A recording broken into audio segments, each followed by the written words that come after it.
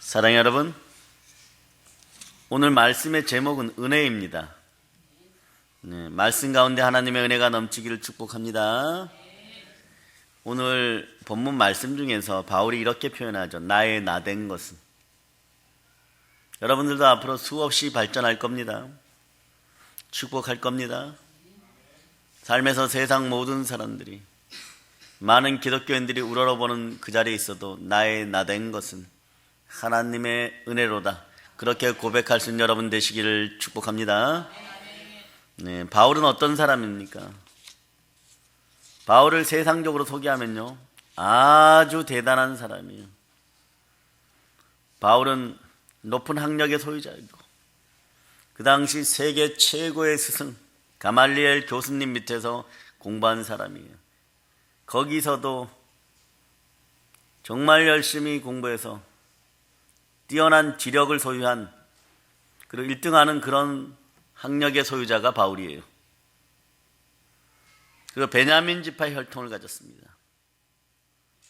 바울은 가풍이 잘 닦여 있는 베냐민 지파의 혈통을 갖고 있었어요. 베냐민이 누굽니까? 야곱의 12아들 중에 가장 사랑을 많이 받은 막내 아들이에요. 사람들이 말하기를 부모를 잘 만나야 한다고 하는데, 이것은 가문이 좋은 가정에서 태어나야 한다는 뜻입니다. 인터넷에 그게 나왔더라고요. 딸아, 이런 녀석과는 절대 결혼하지 마라. 그 중에 10가지가 있는데 6번째가 뭐냐 그러면, 집안에 돈은 있는데 먹고 노는 녀석한테는 절대로 시집가지 마라. 네?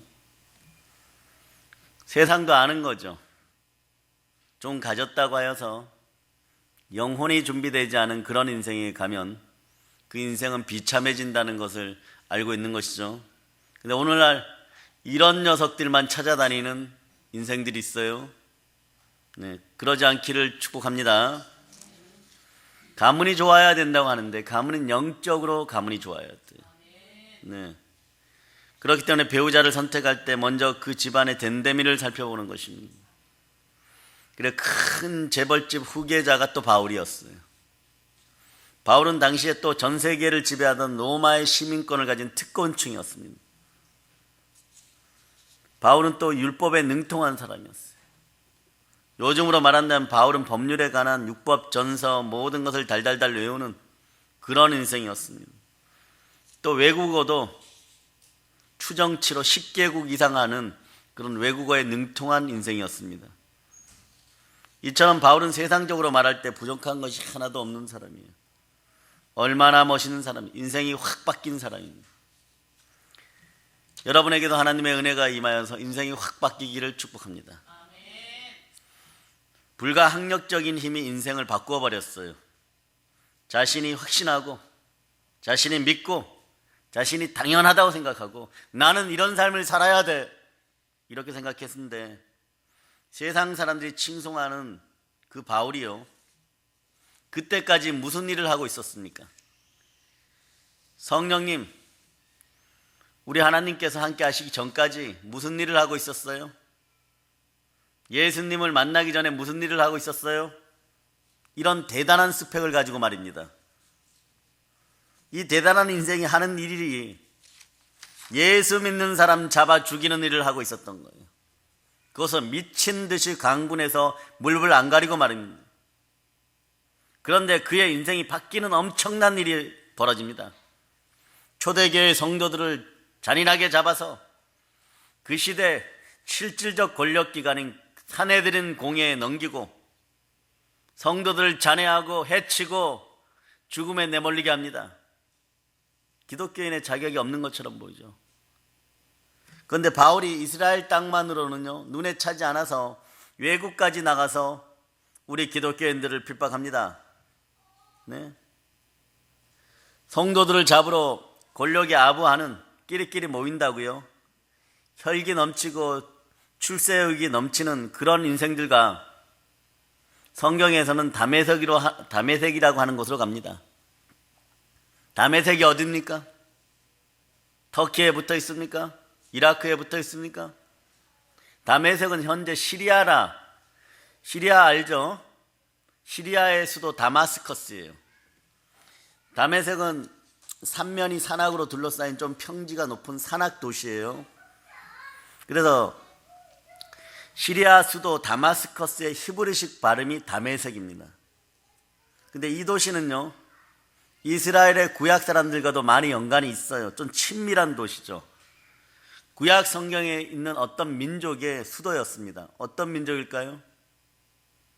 이 민족은 우리나라 발음하고 좀 많이 비슷해요. 아바 뭐 이렇게 부르고, 우린 아빠라 그러고, 유사한 단어가 한 3,000가지 정도 돼요. 아람 민족이에요. 아람 민족. 그런데 이때 다메섹은 로마 제국의 지배하에 있었고, 예루살렘과 다마스커스의 길이는 무려 가깝지가 않아요. 240km 정도 떨어져 있어요. 근데 유대인들이 많이 살고 있었습니다. 왜? 다메섹은 유대민족과 좀 친밀한 도시예요. 아브라함 때부터 유대 사람들과 연관이 있어가지고 많은 유대인들이 그곳에 살고 있었습니다. 그래서 역사가 중에 하면 로마의 역사가 요세푸스가 네로 황제 대박해 때 다마스커스에서 학살당한 사람이 15,000명인데 그것이 대부분 유대인이었다고 표현합니다. 그런데 이 시기는, 지금 이 고린도전서를 쓰는 시기는 이때보다 한 30년 정도 앞선 시대예요. 그런데 상당히 이때도 유대인들이 여기서 많이 살고 있었습니다. 바울이 남의 나라 이 먼 도시에 관심을 가졌던 이유는요, 사도행전 8장으로 갑니다. 사도행전 8장에는 누가 나옵니까? 젊은 집사가 죽어요. 젊은 청년이 죽습니다. 순교하죠. 스데반 집사의 순교로 대박해가 일어납니다. 예루살렘 전체가 유대인들에게 공격당합니다. 예루살렘 교회 전체가 유대인들에게 공격당해요. 그 박해로 인해서 예루살렘으로부터 유대와 사마리아 모든 땅으로 흩어진 사람들이 나라를 뒤로하고 고향을 떠납니다. 그런데 아이러니한 것은요, 그들이 가는 곳마다 성령 충만하여서 동일한 교회들이 세워진다는 것이. 이때 고향 떠난 이 슬픈 인생들, 박해와 핍박을 피하여 다마스커스로 도망간 초대교회 성도들을 악착같이 쫓아가는 인물이 있어요. 그것도 군대 형태로 조직하여서. 그 사람이 바로 바울이었던 거예요. 바울의 옛 이름이 사울입니다. 사울은 그들을 색출하여서 예루살렘으로 연행을 오기 위하여 그때 최고의 권력층에 있었던 유대 대제사장들의 공인을 받은 다음에 깡패 같은 일행들을 거느리고 다마스커스로 가던 길이었죠. 근데 바울이 기독교인들 왜 이렇게 집요하게 핍박했습니까?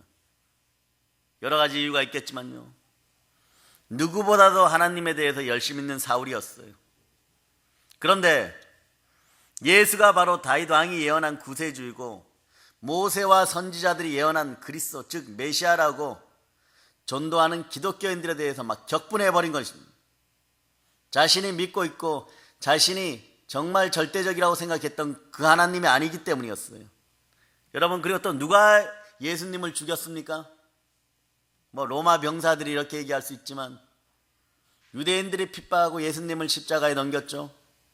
십자가에 죽인 예수가 구세주라고 하는데, 메시아라고 하는데, 부활하신 하나님이라고 하는데 미쳐버리는 거예요.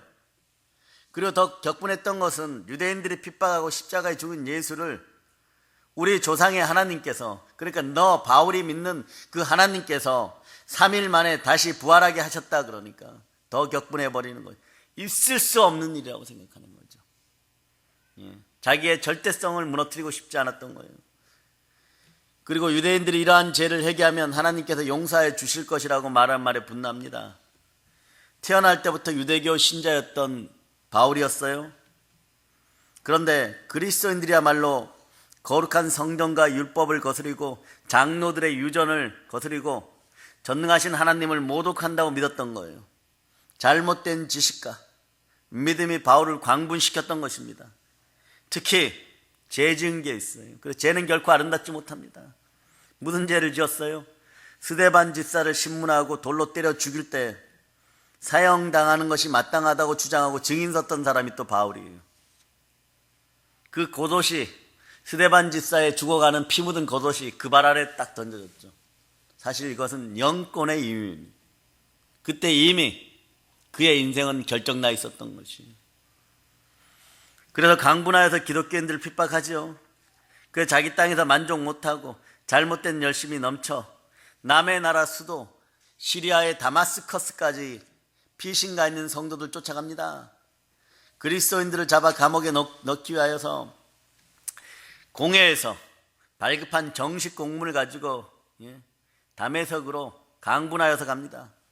그때 다메섹 가까이 왔을 때 갑자기 강한 빛을 보고 땅에 엎드려집니다. 해보다도 더 밝은 빛이라 그랬어요. 여러분, 천국에 해가 있고 달이 있습니까? 네, 천국에는 해와 달이 없어요. 그거보다 더 빛나는 광명체, 하나님의 영광의 광명체가 있습니다. 사람이 자신의 세계에서 한계를 넘어서는 세계가 다가오면 인생 자체가 완전히 달라져 버립니다. 이걸 우리는 불가항력적이라고 합니다. 그 광명체 앞에서, 그 밝은 빛 앞에서 눈이 멀어버린 거예요. 그리고 갑자기 호련히 하늘에 소리가 있어서 사울아, 사울아, 너가 왜 나를 핍박하느냐. 이 구절을 볼 때 우리는 너무 감사드려요. 왜냐하면 예수님이 나와 예수님을 동일시하는 거예요. 예수님이 예수님과 여러분을 동일시하는 거예요. 교회와 예수님을 동일시하는 거예요. 바울의 옛 이름이 사울입니다. 이때 바울이 대답하여 주여 니시나이까 하니까 나는 너가 핍박하는 예수라. 너가 일어나 성으로 돌아가라. 행할 것을 너에게 이를 자가 있느니라고. 함께 동행했던 이 비류들은 그 소리만 듣습니다. 바울은 이때 강한 빛 가운데서 눈이 안 보이게 된 거죠. 눈이 멀어버린 거예요. 눈뜬 장님입니다. 바울과 함께한 사람들의 손에 이끌려 다메섹에 들어가서 성결한 사람, 거룩한 사람 아나니아를 만나서 그의 인도에 따라 시력을 회복하고 눈 뜨고 나서 도대체 말도 안 되는 일을 합니다. 핍박자 바울이 침례받게 되는 거예요. 모든 사람 앞에서 다메섹 도상에서 보고 들은 하나님의 섭리를 증거하는 부활의 증인이 되어버리는 거예요.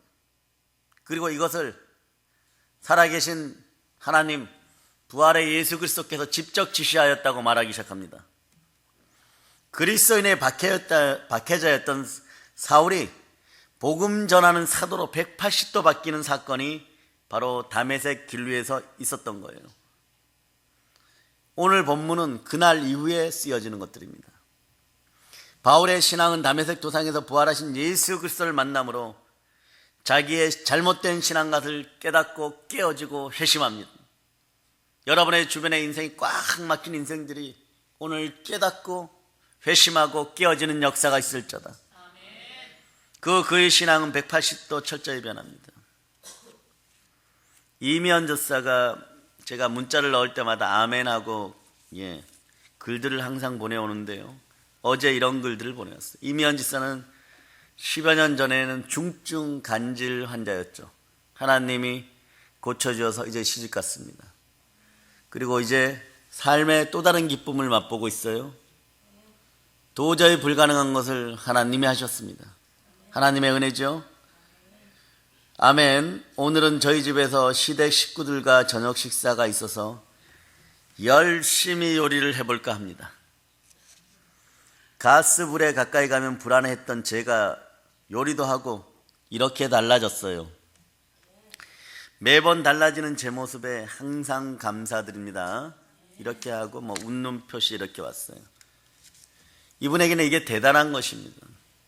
과거에 10여 년 전에는 28평짜리 교회에 있을 때 그때 요리하고 나면 그래도 뭔가를 좀 돕고 싶은 착한 그런 청년이었기 때문에 냄비 이렇게 붙잡다가 탁 돌아가 버려요. 뜨거운 것만 손에 닿으면 돌아가 버려요.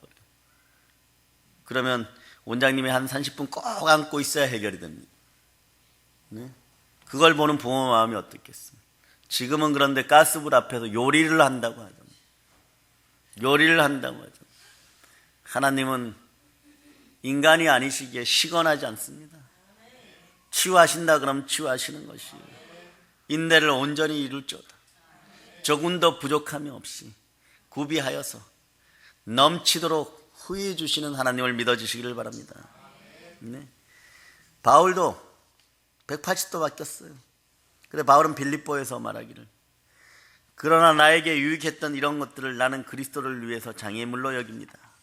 빌립보서를 한번 찾아볼까요? 3장 7절로부터 9절입니다. 자, 여러분들이 합독하십니다.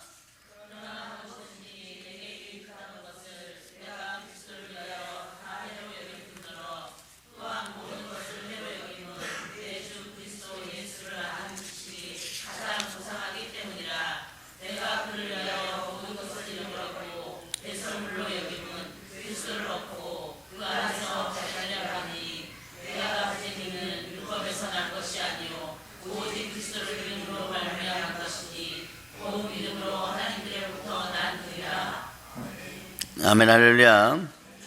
그러나 나에게 유익했던 이런 것들을 나는 그리스도를 위해서 장애물로 여깁니다. 그뿐만 아니라 나에게 모든 것이 다 장애물로 생각됩니다. 나에게는 내 주 그리스도 예수를 아는 지식이 무엇보다도 존귀합니다.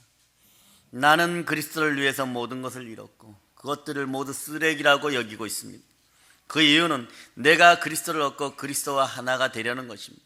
내가 율법 가운데 하나님과의 올바른 관계를 얻는 것이 아니라 내가 그리스도를 믿을 때 내 믿음을 보시고 하나님께서 나를 아버지 하나님과 올바른 관계에 놓아주시는 것입니다. 아멘 할렐루야. 바울은요 회신 전에 사람들 보기 좋은 형식적이고 율법적인 신앙관을 벗어버리고 복음 안에서 하나님의 은혜 가운데 그리스도의 사도가 됩니다. 여러분들도 무엇보다도 하나님의 은혜 가운데서 함께 하시기를 축복합니다. 완전 다른 사람이 되어서 진리 가운데 있기를 축복합니다. 누구든지 그리스도를 믿으면 새 사람이 돼요. 낡은 것은 사라지고 새 것이 됩니다. 바울이 자각했죠. 깨달았죠. 깨달아 알게 된 것은 이방인들을 구하는 자신이 복음의 사도라는 것이에요. 이때부터 불같은 사명을 향하여 나가기 시작합니다. 사명받은 회신자 한 사람을 통하여서 그런데 놀라운 역사가 바뀌어요. 세계의 역사가 바뀌어버립니다. 유럽의 역사가 바뀌고 아시아의 역사가 바뀌고 대한민국의 역사도 바뀝니다. 다메섹에서 부활하신 예수님을 만난 후에 바울은요 자기 자신이 아무것도 아니라는 걸 깨닫게 돼요. 그래서 말씀 오늘 8절에서 맨 나중에 만삭되지 못하여 난자 같은 내게도 보이셨느니라 이렇게 얘기해요. 사도 바울이 어떤 사람이에요? 예수 믿기 전에는 아주 잘난 사람이었죠. 좋은 가문에 혈통적으로 순수한 유대인, 계보는 베냐민 지파 출신, 랍비로서 당대 최고의 존경을 받는 가말리엘의 문화생 중에 우등생, 태어날 때부터 로마 시민권을 가진 그런 재산의 소유자, 사회적 지위가 엄청난 집안의 아들, 금수저죠. 금수저 중에서도 대장 노릇했어요. 유대인의 공예가 인정할 정도로 앞날에 촉망받는 미래 리더. 그럼에도 불구하고 바울 자신은 부활하신 예수님을 만난 후에 자신의 이런 조건들을 심한 말로 배설물이라고 표현합니다. 배설물이라고 표현합니다. 이런 것 때문에 내가 예수님과 가깝게 하지 못하면 저주라고 표현하는 거예요. 인생은 보는 관점이 달라져야 됩니다. 세상 사람들은 가문, 학벌, 재산, 지위 이런 것들로 인생을 평가하는 가장 중요한 것을 그 위에다 놓습니다. 그래서 어느 집 아들인데 이래버립니다. 어느 집 아들인데 중에서 그 집안이 영적인 집안인지를 여러분들이 보시기를 바랍니다. 어느 집의 딸인데 큰일 납니다. 그 집안이 영적으로 어떤 집안인지 볼 수 있기를 바랍니다. 사도 바울은요 그런 것들을 배설물로 여겨요. 물론 사도 바울 자신도 예수 믿기 전에는 이러한 것들을 대단한 것으로 여겼습니다. 당연히 그렇게 사는 줄 알았습니다. 그러나 신앙 안에 들어와서 보니까 예수님과 가까워지는데 배설물이에요. 세상에서 가장 고상하고 위대한 지식은 예수 그리스도를 아는 것입니다. 바울은 예수 믿고 이름을 바꿨어요. 원래 본명이 사울이죠. 사울은 크다는 뜻이에요. 이스라엘 왕국의 초대 임금 이름이 사울왕이죠. 사울왕은 베냐민 지파 출신입니다. 아마 그래서 베냐민 지파 출신들은 유대인들의 왕이었던 사울의 이름을 따갖고 많이 붙였던 것 같아요. 사울이라고. 사울 왕처럼 출세해라. 그런데 사도 바울은 사울이라는 이름을 버려버리고 바울이라고 고칩니다. 바울이라는 뜻은요, 작은 자란 뜻이에요. 작다는 뜻입니다. 자기가 스스로 크다고 생각할 때는 아무것도 못했는데 작다고 여기고 더 낮아지고 낮아지다 보니까 위대한 일을 합니다. 인류의 역사를 바꾸는 성령님이 함께하여 주십니다. 하나님 앞에 서 보니까 작기도 너무 작죠. 사람들 가운데서 가장 작은 자요, 사도라고 불릴 자격도 없다고 자꾸 얘기합니다. 실제로 그는 자신을 그렇게 생각했어요. 한때 그는 하나님이 주신 외적인 조건들을 자신의 것이고 당연히 누려야 되는 축복이라고 생각했습니다. 주 하나님이 누구신지, 정말 그리스도가 누구신지 모르면서 자기 신앙이 제일이라고 생각했어요. 이렇게 믿으면 된다고 생각했어요. 여러분 속에서도 이렇게 믿으면 된다고 생각하는 것들이 다 빠져나갈저다. 예수 피로 인칩니다. 진짜로 잘 믿는 사람들을 오히려 잡아가두고 돌팔매질 했습니다. 얼마나 부끄러운 일이에요. 이게 이 사람 믿음의 역사의 또 다른 가시였습니다. 세상에서 크게 보였던 인생이 하나님 앞에 서니까 얼마나 작아 보이는지요. 그것이 거듭난 사람이 바라본 인생이에요. 오늘 우리는 우리를 돌이켜 봅시다. 하나님 앞에서 자기를 보시기 바랍니다. 혹시 남들이 갖지 못한 어떤 특별한 조건 때문에 지금 우쭐대고 있지는 않습니까? 모든 조건은 사실 하나님이 주신 것이잖아요. 예. 엄마 뱃속에 있을 때 아이가 이렇게 외칩니까? 나는 나가서 유명한 야구 선수가 될 자질을 가지고 있어. 뭐 이럽니까? 태어나 살다 보니까 야구를 잘하는 것이에요. 태어나서 공부를 시켜보니까 영어를 잘하는 것이에요. 이걸 누가 주셨습니까? 창세전부터 우리를 택하신 하나님이 주신 것이에요. 내가 만든 게 아닙니다. 내가 예수 그리스도를 구주로 믿게 된 것도 마찬가지입니다. 하나님이 자기 피로 사신 그리스도가 머리된 교회에 있게 된 것도 마찬가지예요. 내가 믿음이 있어서 예수님을 선택한 것이 아니고 하나님이 나를 선택해 주셔서 여러분이 하나님의 자녀가 된 것뿐입니다. 아멘 할렐루야.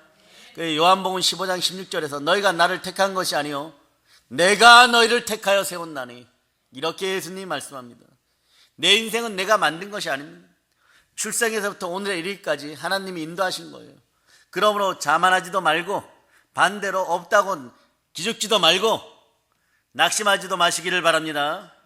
여러분의 물건을 축복합니다. 다만 내 인생을 오늘에 이르기까지 선물로 주신 아버지 하나님께 감사합시다. 따라해보세요. 감사합니다 하나님. 예, 늘 이럴 수 있기를 바랍니다. 그럼 안 달라 그래도 자꾸 주셔요. 사랑해 여러분, 왼쪽이 어딥니까? 손 한번 들어. 왼쪽 자네를 한번 만져보세요. 여기에 의해서 IQ가 나오죠. 우쪽 뇌는 뭐라고 그럽니까? EQ라고 하죠. 자네는 지능지수예요. 우뇌는 감성지수입니다. 그렇죠? 근데 신앙생활은 IQ로 할까요? EQ로 할까요? EQ. 지식으로 하는 것이 아니라 지혜로 하는 거예요. 즉 감정으로, 감성으로 하는 것입니다. 바울은요, 예수님 믿기 전에는 지능지수가 무척 높았어요. 아마 멘사클럽 들어가도 남았을 겁니다. 예수 믿은 이후로는요, 감성지수로 살았습니다. 요즘 제가 영어 공부를 다시 조금씩 하고 있는데요. 네? 그 책의 첫머리가 그런 얘기예요. 한국인은 영어를 못할 수밖에 없다. 네? 우리가 외국 사람들이 한국에 와가지고 제일 어렵게 생각하는 것이, 여러분, 은는 이가 조사 때문에 아버지가, 아버지는 이러면 또 뜻이 막 틀려지죠. 아버지께서 이러면 막 뜻이 틀려지죠. 그 다음부터. 근데 영어는 정반대라는 것이에요. 그러니까 그 사고방식부터 바꾸라고 합니다. 그래서 언어를 익힐 때가 언제가 제일 좋냐 그러면 예아나 서연이 정도가 제일 좋다는 거예요. 그 정도로 단순하게 만들어야 된다는 것이에요. 말이 쉽지. 벌써 이제 엄청나게 굳어버렸는데 하여튼간 하나님의 은혜가 있기를 바랍니다. 그런데 그 언어 하나, 남의 나라 말 하나, 영어 하나 익히는 것도, 그것도 십수년을 공부하고 아직도 말 못하는 그런 인생들이 우리예요. 근데 바울이 전 세계에서 말이 막혀서 전도를 못했다고 하는 그것은 하나도 없는 거예요. 얼마나 똑똑했겠어요. 지능지수가 엄청난 사람이었던 거예요. 그런데 예수 믿은 이후로는 그거마저 내려놓고 감성지수로 하는 거예요. 네? 아레오바고, 아덴의 아레오바고, 원형으로 되어 있고 개방된 극장식 토론장이에요. 거기서 바울은요, 자신의 지능지수, 지식을요 엄청 뽐냅니다. 헬라파, 스토아학파, 그 시대 최고의 지식인들과 철학자들과 토론을 하는데요, 그가 가진 지능으로, 지식으로 완전히 그들을 박살내버립니다. 다 이겨버려요. 묵삽을 내버리죠. 우리 같으면 어떻게 가슴이 우쭐하겠죠. 그런데 바울은 그날 숙소로 돌아와서 바로 회개합니다. 그리고 뭐라고 얘기하냐 그러면, 다음부터 성령님이 주시는 것 아니면 다 버려버립니다. 찰스 스펄전 목사님도 그랬어요. 내가 6시간을 설교하는 것보다 성령 충만하여 단 6마디를 설교하는 것이 낫다. 저도 공감합니다. 그래서 감성지도 살아가면서 바울은 자기가 사도 중에 지극히 작은 자라고 자꾸 말을 하죠. 사도로 하면 서열로 제일 마지막이라는 거예요. 제일 후배고 제일 말단이라는 거예요. 바울에게 있어서 사도로서 주의 일을 하는데 가장 치명적인 약점이 많이 안다는 것이었어요. 또 교회를 핍박했다는 사실입니다. 여러분, 바울은 교회를 핍박하는데 제일 앞장섰던 사람이에요. 스데반을 죽이는데 현장에서 제일 앞장선 사람이 바울입니다. 예루살렘 교회에서 핍박할 때 더 나아가 다메섹까지 가서 예수 믿는 사람을 핍박하던 사람이 바로 바울입니다. 늘 마음으로, 죄인의 심정으로, 작은 자의 마음으로 하나님의 은혜밖에 구할 것이 없는 거예요. 그러면서 사명 감당했던 거예요. 바울은 자기 자신의 모습을 되돌아볼 때 가진 모든 것을 떠나 나는 하나님 앞에서 무익한 사람이고 무가치한 사람이 고백합니다. 이미연 지사가 과거에 그랬어요. 그런데도 그 추운 겨울날 3시간씩 버스를 타고 하여튼간 걸어 들어오고 그랬었어요. 용인 강남대 입구에서 차 기다리는데 30-40분, 그 차 타고 오다가 막히면 또 기다렸다가, 그런데도 모든 겨울날 예배에 다 참석했었어요. 우리 감동에 겨워가지고 새벽 늦게 2시에도 차량을 운행해갖고 데려다주고. 근데 하나님이 그걸 보신 것 같아요. 그때 그런 표현이었어요. 제가 할 수 있는 게 없어요. 몸이 이래서 할 수 있는 게 없어요. 그랬어요. 바울도 마찬가지예요. 나는 자격이 없는데, 나는 예수 핍박하던 무익한 사람인데, 나는 주의 종으로 가치가 없는데, 그런 늘 고백을 합니다. 여러분이 방금 부른, 오늘 예배 때 부른 찬송가 310장 있죠? 거기에 보면요, 한번 펼쳐보시기 바랍니다. 19세기 말에 위대한 전도자면 무디예요. 이 무디 목사님과 함께 활약했던 사람이 다니엘 웨서 히틀이라는 분인데, 이분이 가사를 쓰고 메크라나니 곡을 붙인 거예요. 이 찬송은 히틀이 디모데후서 1장 12절에서 이를 인하여 내가 또 이 고난을 받되 부끄러워하지 아니함은 나의 의뢰한 자를 내가 알고 또한 나의 의탁한 것을 그날까지 저가 능히 지키실 줄을 확신합니다. 나의 의뢰한 자를 내가 알고 또한 나의 의탁한 것을 그날까지 주님께서 능히 지키실 줄을 확신합니다. 하나님의 은혜에 감복하여서, 전적으로 하나님의 은혜에 감복하여서 쓴 거예요. 자, 그래서 1절을 여러분들이 한번 불러보시기를 바랍니다.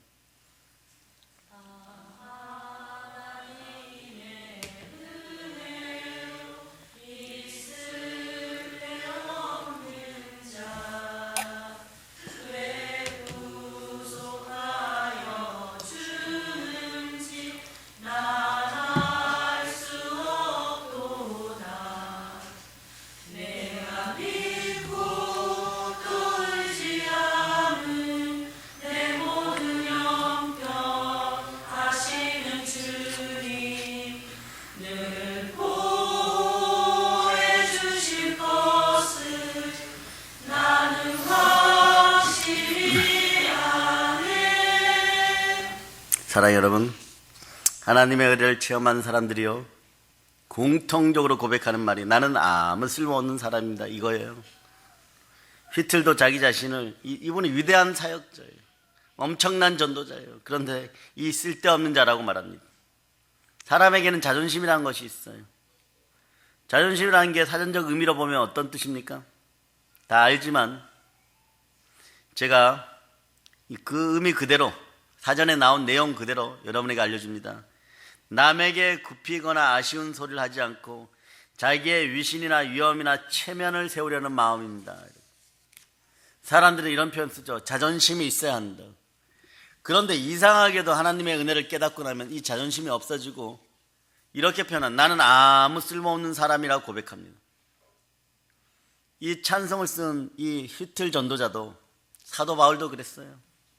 사랑의 여러분 어떻습니까? 세상 사람들은 자존심을 가져야 한다고 말하지만 우리는 자존심을 버려야 한다고 말합니다. 세상 사람들은 사람들에게 칭찬을 받고 싶어 하지만 우리는 아버지 하나님께 칭찬받는 사람이 되려고 몸부림칩니다. 우리의 주인은 살아계신 주님이십니다. 우리의 자존감은 하나님이 높여주십니다. 하나님이 높여주실 때 세상이 부러워하는 제대로 된 위치에서요, 그 야고보 4장 10절에서 이렇게 말씀하여 주 앞에서 낮추라. 그리하면 주께서 너희를 높이시리라. 우리는 하나님의 은혜로 살아가는 하나님의 자녀들이에요. 높아지고 싶습니까? 여러분을 낮추시기를 바랍니다. 사랑의 여러분, 은혜 받은 성도는요 반드시 증거가 있어요. 증거가 없는 은혜는 헛된 은혜입니다. 그래서 선지자의 말씀은 증언이 따른다 그랬어요. 선포되는 말씀에는 증언이 반드시 따릅니다. 여러분의 영혼이 강건해지고 암 같은 병마가 떠나가고 아토피가 치유되고 가난이 떠나가고, 네, 또 우리 사랑이 몸에 물이 안 차도록 축복합니다. 반드시 증언이 있어요. 그러므로 하나님의 은혜를 결코 헛되이 버리지 않는 여러분이 되시길 바랍니다. 왜냐하면 하나님의 부르심과 은사에는요 후회하심이 없습니다. 여러분 부른 거에 후회하심이 없어요. 자기 아들 독생자 예수를 죽여서 여러분을 사신 것에 대한 후회하심이 없다는 것이에요. 하나님의 은혜는 누구든지 깨달은 날부터 언제 어디서나 풍성한 열매를 맺어서 자라게 하기 때문에 그렇습니다. 사배 번성이 여러분과 함께 할지어다. 예수님 이름으로 인칩니다. 바울에게 하나님의 은혜가 넘쳤어요. 그 증거가 다음과 같아요. 첫째, 겸손이에요. 성경 오늘 말씀을 본문으로 돌아가서 보면 나는 사도 중에 지극히 작은 자라, 사도라 칭함을 받기에 감당치 못할 자라 이렇게 말씀합니다. 신약성경 3분의 2, 신약성경 3분의 2는요 사도 바울이 성령의 감동으로 썼습니다. 또 사도행전 9장부터 보세요. 전부 바울 얘기예요. 전부 바울의 일대기입니다. 12사도보다 더 위대한 강력한 능력의 사도였어요. 그러나 사도 바울은요 자신을 통하여 나타난 능력과 영광을 오직 하나님께만 돌립니다. 오히려 교회를 박해한 자신의 죄와 허물을 기억하고 가슴 아파합니다. 이게 깊어져서 병이 돼버린 거예요. 안질 더하기, 눈알이 빠질 것 같은 아픔, 머리통이 끼어질 것 같은 고통, 입에서는 거품을 물고 으악 하면서 몸이 돌아가고 땅에서 귀신 들린 것처럼 막 엄청난 영적 압박감에 떼굴떼굴 구를 때, 그 제자 누가 사도가 볼 때, 누가가 쳐다볼 때 저것이 어떻게 하나님께 축복받은 인생인가 할 정도로 옆에서 한숨 쉬고 있을 때, 그땐 손을 쓸 수가 없는 거예요. 그 고통에서 벗어났을 때 이제 약도 주고, 뭐 오늘날로 얘기하면 주사도 주고, 이렇게 하면 한숨 쉬고 먹는 둥 마는 둥, 그리고 잠자리에 먼지 투성이가 되어 쓰러져 잤던 사람이 그 사람이 바울이에요. 고통이 얼마나 심했으면 작정하고 하나님께 매달려서 3번 기도하는데 제 가시를 좀 없애줘, 이 사단의 가시를 없애주세요. 그러니까 하나님 뭐라고 얘기합니까? 너의 은혜가 족한 줄 알아. 그것으로 말미암아 사도 바울은 천국의 큰 자가 된 거예요. 우리는 바울의 계승자들입니다. 예? 그러니까 그런 많은 일을 했음에도 불구하고 용서하시고 사도로 택하여 주신 하나님의 은혜 앞에 겸손하게 고백합니다. 이유가 뭡니까? 즉 자신의 연약함, 부족함과 죄인됨과 동시에 하나님의 은혜를 항상 기억하기 때문이에요. 그러니 오직 주님의 은혜만 자랑할 뿐입니다. 여러분도 주님의 은혜만 자랑할 수 있는 그런 인생들이 되기를 축복합니다. 은혜를 잊지 않으니 겸손하게 되고, 겸손하니까 더욱더 은혜가 임하는 거예요. 교만은 패망의 선봉이고 겸손은 종기 앞잡이입니다. 첫 번째는 겸손해지는 거예요. 겸손해지는 순종이에요. 순종은 모든 것에 축복을 앞당겨 옵니다. 그리고 두 번째는 감사와 기쁨이 충만한 삶인 거예요. 자, 고린도후서 요건 찾아봅시다. 고린도후서 5장 15절.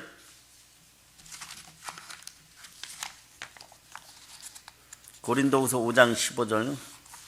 여러분이 합독하십니다.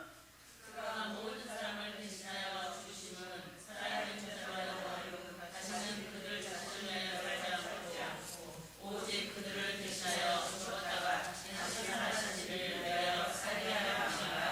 아멘 할렐루야. 우리는 이제 예수로 사는 사람들이에요. 바울처럼 나의 나 된 것은 하나님의 은혜로 된 것이니 자신의 죄와 허물에도 불구하고 사도가 된 것을 생각하면 바울은 감사와 감격과 기쁨이 넘쳤죠. 그래서 은혜로 말미암아 감사함이 넘쳐 하나님께 영광을 돌리게 된다. 이런 심령들이 되기를 바랍니다. 그럴 때 은혜 달라, 은사 달라, 물질 달라 하지 않아도 여러분의 창고가 여러 가지 보물로 넘칠 줄을 믿습니다.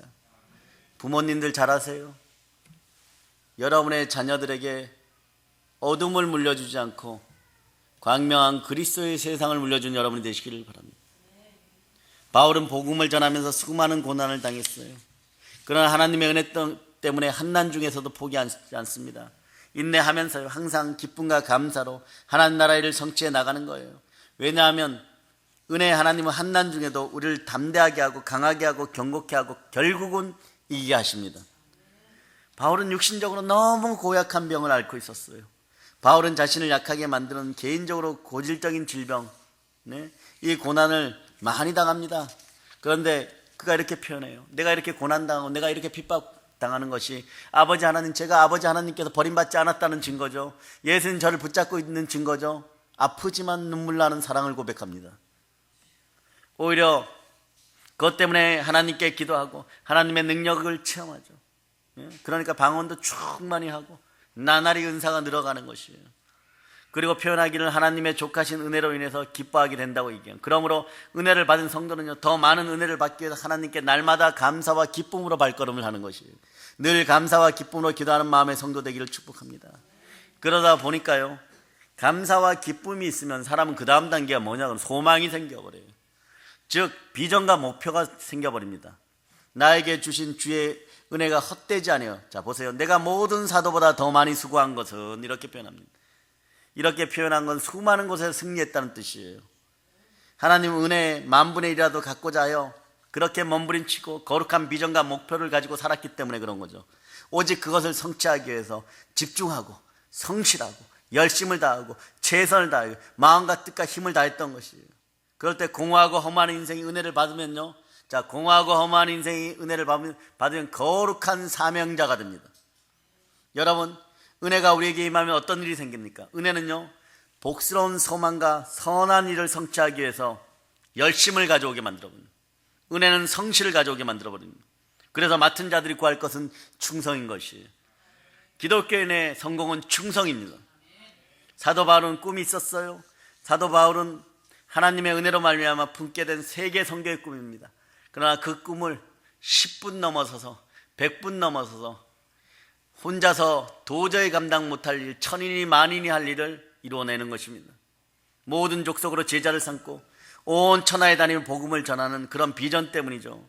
자신이 갖고 있는 모든 것, 하나님이 주신 모든 것, 재능, 물질, 힘, 심지어 생명까지도 투자하고 헌신할 수 있는 놀라운 비전과 꿈이 있었던 것이에요. 꿈은 반드시 이루어집니다. 그러나 꿈에 대한 대가를 지불해야 돼요. 투자 없이, 대가 없이, 그것이 헌신 없이 이루어지면 사람은 교만해집니다. 꿈을 위해 어떠한 대가라도 지불할 수 있는 집중력이 필요합니다. 헌신이 필요해요. 여러분, 가장 힘 있는 사람이 어떤 사람입니까? 가장 힘 있는 사람은요, 집중력 있는 사람이에요. 집중할 때 강력한 힘을 발휘하고 많은 일을 할 수 있습니다. 그래서 바울은 장래가 촉망되는 자기의 제자 젊은 디모데에게 은혜 속에서 더욱 강하여지라고 권면하죠. 여러분들도 하나님의 은혜 속에서 더욱 강하여지기를 예수님의 이름으로 축복합니다. 은혜가 없으면 소망도 없어요.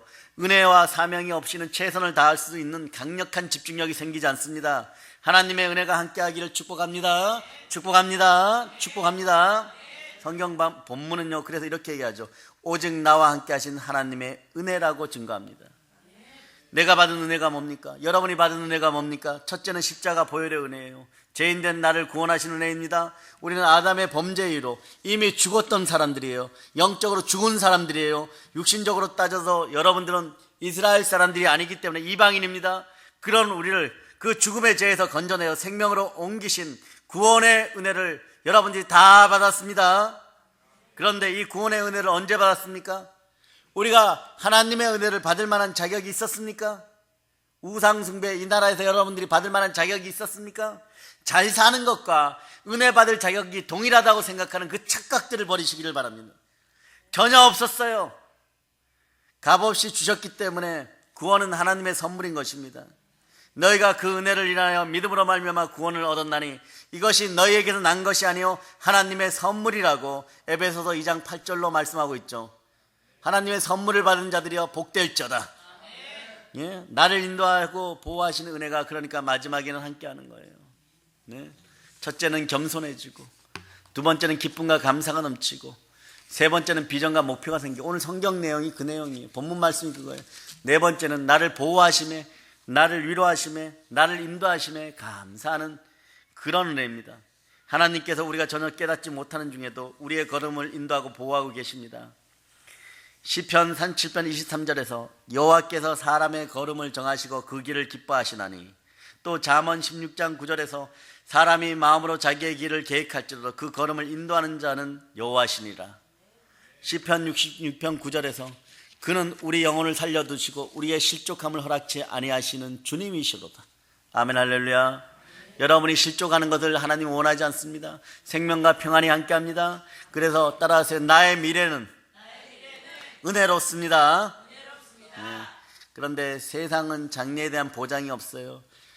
그래도 무엇을 잡아보려고 수많은 보험 상품들이 나와 있지만 영의 생명까지 보장해주는 보험은 없습니다. 예, 그 보험은 십자가의 보혈로 들어야 되는 것이에요. 세상 것들은 세상과 함께 그 운명을 같이 합니다. 여러분의 육신이 소멸하면 아무리 많은 것을 비밀 금고에 쌓아놓아도 다 남의 것이 되어버립니다. 아멘 할렐루야. 그러나 하나님의 자녀들에게는 장래가 확실하게 영원히 보장이 되어 있는 영원한 천국 보험이 함께합니다. 부활의 주님이 모든 것을 확실히 믿는 증표를 다시 사심으로 여러분에게 주었어요. 그 부활하신 주님이 여러분의 주인이십니다. 예수님 말씀하시죠. 나는 부활이요 생명이니 나를 믿는 자는 죽어도 살겠고 무릇 살아서 나를 믿는 자는 영원히 죽지 아니하리니 이것을 너희가 믿느냐? 이 믿음이 형성되기를 축복합니다. 우리를 죄에서 구원하신 하나님은 우리가 영원한 나라에 이를 때까지 모든 육신의 생활과 영의 생명을 보장해 주십니다. 이것도 믿어주시기를 축복합니다. 이 놀라운 은혜가 지금 현재 나에게 주어져 있습니다. 이것만으로도 여러분 분수에 넘치는 감사의 조건이 아니겠습니까? 그러므로 범사에 감사하는 축복이 함께하기를 바랍니다.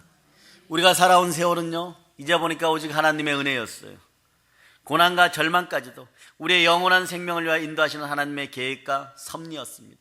어떻게 하든 천국으로 돌아오라고, 하나님 보좌 우편으로 돌아오라고, 하나님 아버지 품에 안기라고 그 모든 것을 허락하고 이루시는 하나님의 은혜에 감사합시다. 사랑하는 여러분, 이제 하나님의 은혜 받은 우리가 할 일이 있습니다. 세상에서 이제 말씀대로 살아가는 것입니다. 말씀대로 실천하는 것이 그리스도인의 신선함과 신령함과 영광스러움을 나타내는 것입니다. 바로 성령 충만한 성도가 해야 될 일인 것입니다. 전도의 길이 열릴지어다. 세상에 들어가서 오직 부활의 하나님과 함께 사시기를 바랍니다. 여러분의 집안에서도 다시 살아나는 부활의 능력이 함께하며 무너진 모든 것들이 회복됨을 선포합니다. 세상에서 진리대로 살아가시기를 바랍니다. 말씀으로 새로운 기준을 세우시기를 바랍니다. 그 진정한 그리스도인이 영향력 있는 위치에 서야 돼요. 정치, 경제, 사회, 문화. 대한민국이 1945년도에 해방되고 건국정부가 설 때같이 수많은 기독교인들이 하나님의 말씀으로 국회에 설 수 있기를 축복합니다. 교회에서 실력과 인격과 신앙을 갖춘 국가적인 인물과 세계적인 인물이 많이 나오기를 지금 여러분부터 축복합니다. 여러분의 자녀만 축복하는 것이 아니라 여러분부터 축복합니다. 여러분이 어둠을 걷어내는 인생들이 되기를 축복합니다. 그리스도인의 능력과 영향력은 말씀대로 살 때 나오는 것이에요. 그것이 오직 나와 함께 하시는 하나님의 은혜입니다.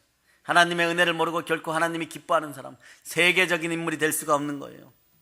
자기가 무익한 사람인 것을 고백하고, 그러나 나의 나된 것은 하나님의 은혜로 된 것이니 내게 주신 주의 은혜가 헛되지 않고 하나님의 은혜가 헛되지 아니하면 내가 모든 사도보다 더 많이 수고하였으나 내가 아니요 오직 나와 함께 하신 하나님의 은혜로다. 이 고백이 여러분의 고백이 되기를 축복합니다. 자기 자신의 모든 일들이 전적으로 하나님의 은혜라고 고백을 하는 거예요. 나이 드신 분들의 건강이 회복됨을 예수님의 피검대로 선포합니다. 신약 성경의 제자들 중에 바울만큼 많은 업적을 남긴 사람이 없을 거예요. 바울만큼 많은 선교 전도를 한 사람도 없을 거예요. 바울만큼 많은 사람들을 만나서 회신시킨 사람도 없을 거예요. 바울만큼 많은 교회를 개척하고 설립한 사람이 없을 거예요. 이 복이 여러분에게 임하기를 축복합니다. 어째 그리도 세운 교회마다 다 성공하셨는지 하나님 우리에게 쏟아부어 주시옵소서. 바울만큼 영적으로 충만하여서 성경에 서신서를 많이 저술한 사람도 없어요. 훌륭한 전도자요, 훌륭한 학자요, 그 귀한 일을 감당하면서도 얼마나 많은 핍박을 받았는지. 이렇게 선한 일을 할 때 여러분 축복받아서 여러분 떵떵거리고 잘 살아야 되겠죠. 그러나 그것이 아니고 바울을 보면요, 매 맞고 굶주리고 감옥에 갇히고 풍랑에 갇히고 뱀한테 깨물리고 얻어맞고 사형의 위기에 늘 있었고, 그것도 가까운 동포들이 죽이려고 하고 얼마나 많이 핍박을 받았는지 모릅니다. 그런데도 주님, 바울이 이렇게 고백해, 나의 나된 것은 하나님의 은혜로다. 그런데 그 모든 것들 다 되돌아보면서 이렇게 많은 일을 한 것이 바울 자신의 능력이 아니라 결단이 아니라고 하나님이 주신 은혜라고 스스로 고백합니다. 내가 이 일을 한 것은 오직 나와 함께 하신 하나님의 은혜라고 고백을 하는 거예요. 하나님의 은혜를 힘입어 할 일을 했고 감당했고 하나님의 은혜의 결과로 이런 공적이 나타났다고 말하는 겁니다. 자기가 수고하고 여러 가지 업적을 남긴 것을 자랑하는 것이 아니라 이 모든 것들이 전적으로 하나님의 은혜라고 인정하고 고백하는 거예요. 이 은혜가 여러분에게 넘치기를 바랍니다. 요즘 자꾸 교회에서 좋은 소식이 들려요. 재정의 기름 부음이 임하는 소식이 들려요. 그 은혜가 여러분에게 훨씬 더 넘치기를 축복합니다. 그리고 감사를 하고 있습니까? 바울은 무익하고 무가치한 자신을 하나님께서 구원하시고 생명을 주시고 하나님께 사도로 세우시고 온 없이 일하도록 사명을 주시고 그 능력을 주시고 그래 오늘날 이렇게 귀한 일들을 감당했다고 하나님의 은혜를 고백하고 있는 거예요. 인생은 하나님의 선물입니다. 그러니까 인생의 업적도 누구 것입니까? 하나님 것입니다. 자랑도 말고 낙심도 말고 천국 가는데 지장 없으면 그냥 항상 기뻐하세요. 쉬지 말고 기도하고 범사에 감사해서 그리스도 안에서 품으신 하나님의 뜻을 발견하는 축복의 사람 다됨을 선포합니다. 다만 세상에 사는 동안 내세 갈 준비 하나는 확실하게 해두시기를 바랍니다. 어떤 준비일까요? 첫째, 하나님 앞에 죄인인 줄 알고 회개하시기 바랍니다. 그리고 예수 그리스도를 믿고 하나님의 능력이 임하여 예수님이 죽은 자 가운데 부활하심이 믿어지시기를 바랍니다. 예수님 주인으로 삼고 전도의 영이 충만하여서 땅끝까지 점령하는 그런 대열에 동참할 수 있는 여러분이 되시기를 축복합니다. 북한을 바라보고 그 아파하는 심령들이 되기를 바랍니다. 사랑의 여러분, 이제 모든 것 말씀을 정리합니다. 여러분의 미래는 아름답고 아름답게 빛날 것입니다. 왜냐하면 하나님의 은혜가 함께하기 때문입니다. 우리는 예수님 본받아서 지극히 작은 자라는 의식을 갖고 내일을 준비하는 축복의 성도들 다 됨을 선포합니다. 여러분들이 그 부활의 증인들입니다. 나의 나 된 것은요 하나님의 은혜로 된 것입니다. 하나님께로 받은 은혜를 담대히 증거하시는 사랑의 능력교회 성도들 되시기를 축원합니다. 성령 충만한 은혜의 복음을 땅까지 전하시기를 축복합니다. 축복합니다. 축복합니다. 모든 걸 예수님 이름으로 전합니다. 보일러 인칩니다. 아멘.